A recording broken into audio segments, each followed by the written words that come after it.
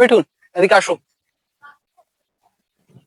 কি খবর? এখন তোমার নায়িকা আসে নাই? আরে ফোন দিয়েছে, চলে আসবে।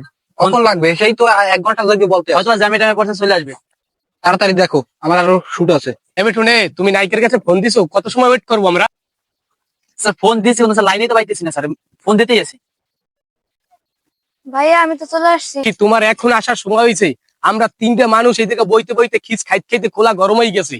তুমি গেছো পূর্ণিমার চাঁদ হইয়া, তুমি তো খুব তাড়াতাড়ি আসবা, যখন আসার পাবো তখনই আসবা। আর আমাকে নায়কে 3 ঠ্যাঙ্গে লাভ দিয়ে দি।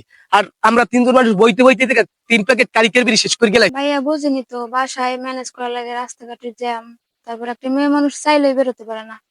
এখন আমি পুরো রেডি আছি, আপনি শুট করতে পারেন। ওরে দেখছো এইরকম ভাবে রিকোয়েস্ট করলে হয়? তুমি আইসো এমনিতেই দেরি করিয়া, যেভাবে রিকোয়েস্ট করছো। এই দাও, তুমি নায়ক ম্যানেজ করতে পারো নাকি? যাও তাড়াতাড়ি নায়কের সাথে কথা বলো। আচ্ছা ভাইয়া, আপনারা এদিকটা ম্যানেজ করেন, আমি নায়কের সাথে কথা বলতে চাই। শালার মেয়ে মানুষ আইলেই ন্যাকামি। ওদের আমি একটা নায়ক মানুষ বইসে রয়েছি, সেই সময়তে কোনো জলের ব্যবস্থা নাই, ডাবের ব্যবস্থা নাই, একটু রুমালের ব্যবস্থাটাও নাই। ভাইয়া কেমন আছেন? রোদের ভেতর কি কষ্ট লাগতেছে নাকি? হ্যাঁ, কষ্টের কি হইলে? তুমি এখন আইয়ে গেছো না, সবকিছু ঠান্ডা হয়ে গেছে। ছেড়ে সবাই যদি অপেক্ষা করতে পারে, আমি পারবো না কেন?